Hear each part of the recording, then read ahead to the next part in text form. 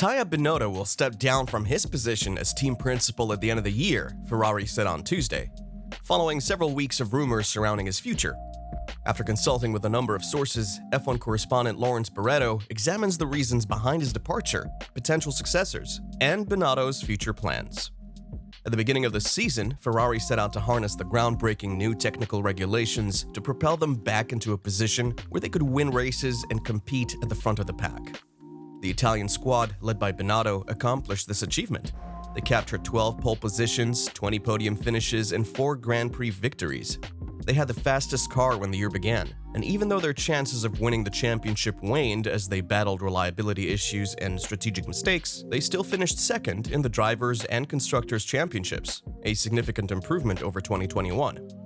However, just over a week after the championship was over, Binotto announced that he was leaving the organization to which he had devoted the previous 28 years of his career, working his way up from an engineer to the top position at a time when Ferrari was poised to repeat as world champions. What caused Ferrari to now remove Binotto? There appear to be numerous causes. Binotto's position was undermined when Louis Camilleri, the CEO of Ferrari, announced his retirement with immediate effect in December 2020. Sergio Marchionne, who preceded Camilleri, and both of them were staunch advocates for Binotto.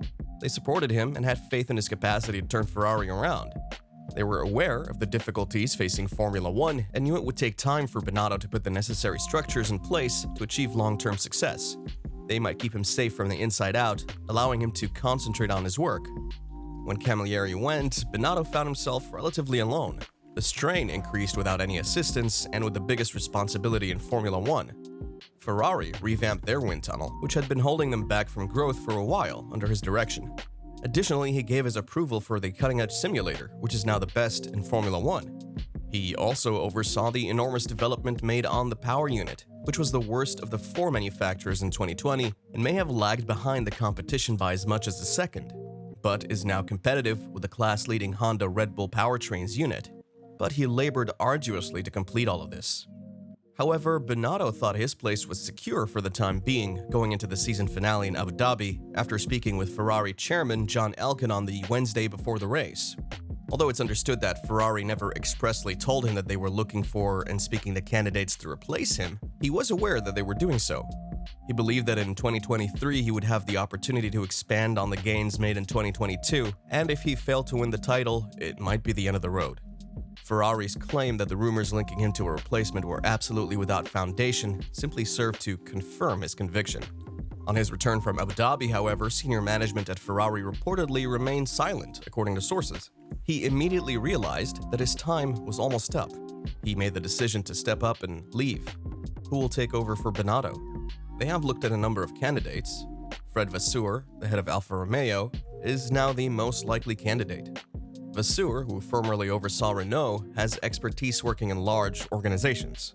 He was instrumental in improving Alfa Romeo's performance and securing a deal that will make the team the official factory squad of Audi starting in 2026.